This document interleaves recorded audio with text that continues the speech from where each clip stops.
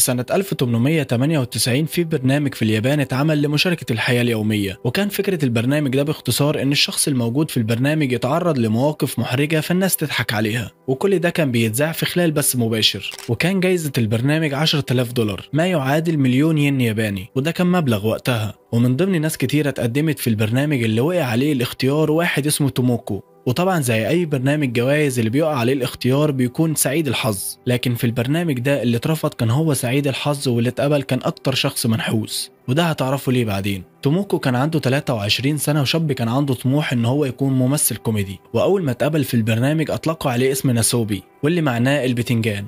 وطبعا توموكو او ناسوبي كان فاكر ان هو كده هيقدر يحقق حلمه ويكون ممثل، وابواب المجد اتفتحت له. واول ما اتقبل اصحاب البرنامج غموا عينيه وخدوه لمكان عباره عن اوضه وفيها حمام، ومفيش اي حاجه تاني معاه غير نار صغيره يقدر يسوي عليها الاكل. وكان ممنوع ان هو يتواصل مع اي حد من بره، يعني مفيش تلفزيون ولا تليفون.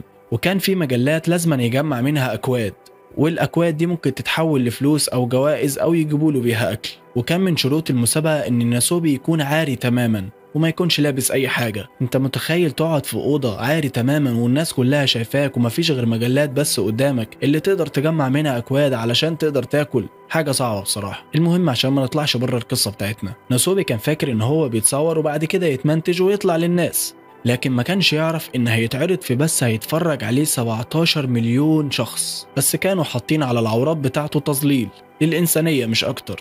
وكانوا بيحطوا مزيكا كوميدية على البث وناس بتضحك، والأغرب اللي كان في ناس بتضحك عليه وكان في جمهور حابب اللي هو بيعمله.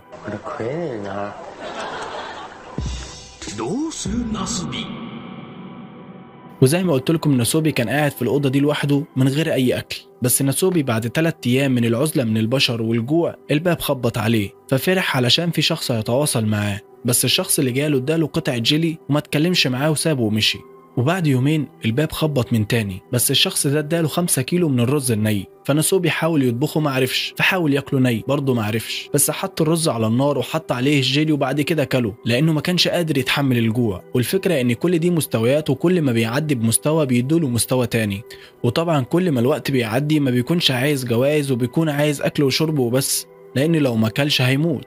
بس الغريبة ان كان في ناس بتبعت له هدايا عبارة عن عجلة وعبارة عن كلب، لكن هو مش محتاجها في الوقت ده، هو عايز ياكل ويشرب ويجمع في جوائز ونقط علشان يعدي للمرحلة اللي بعدها. بس من كتر الوحدة اللي هو فيها خلى الكلب اللعبة اللي اتبعت له صديق ليه وبقى يتكلم معاه. وفي مرة دخلوا له حتة لحمة فدخل فيها قلم علشان يشويها على النار، لكن معرفش فكلها نية، وجسمه ابتدأ يضعف من قلة الأكل لأن ما عندوش أي مصدر غذاء كان بياكله. بس كانوا بيجيبوا له دكتور علشان يشوف صحته، مش حبا فيه ولا حاجة، علشان يضمنوا إن البرنامج بتاعهم يستمر. وأول ما جمع نص المبلغ دخلوا عليه وغموا له عينيه، والأوضة التانية فيها بلاي ستيشن ومكتب، لزوم إن هو نجح وكده.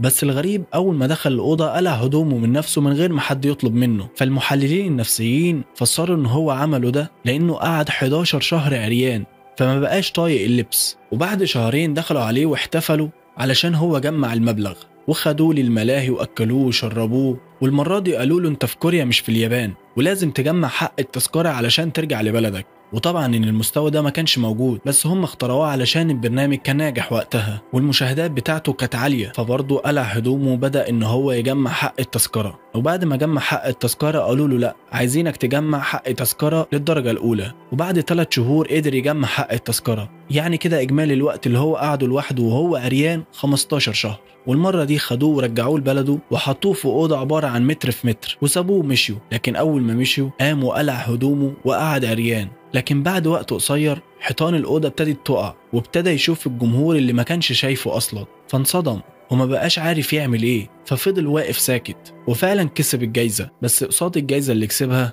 خسر حاجات كتيرة جدا. وبعد ما قصة ناسوبي انتشرت في ناس كتيرة رفعوا على البرنامج قضايا عالمية. فالمنتجين بتاع البرنامج قالوا إن الأوضة ما كانتش مقفولة، وهو لو كان قام وفتح الباب ومشي كان خلاص الموضوع انحل. بس هو كان قاعد بإرادته لأنه عايز الجايزة. بس هو ما كانش عارف إن البرنامج كان متذاع بس مباشر. فاترفعت قضايا كتيرة جدا على البرنامج وتوقف في 2002. ليه ناسوبي كمل في البرنامج وتخلى عن إنسانيته؟ وليه كمان ما فيش حد اتدخل مع إن البرنامج كان بيتذاع على التلفزيون الرسمي لليابان؟ وازاي في ناس مريضة نفسيا بتضحك على معاناة شخص وهو قاعد مش لاقي أكل ياكله وعريان تماما؟ لا، وكمان بيضحكوا عليه. كل ده علشان المشاهدات والفلوس. ولهنا يكون الفيديو انتهى، وما تنسوش تصلوا على النبي عليه الصلاة والسلام وتشتركوا بالقناة، ودي فيديوهات جديدة ممكن تعجبكم، وسلامات.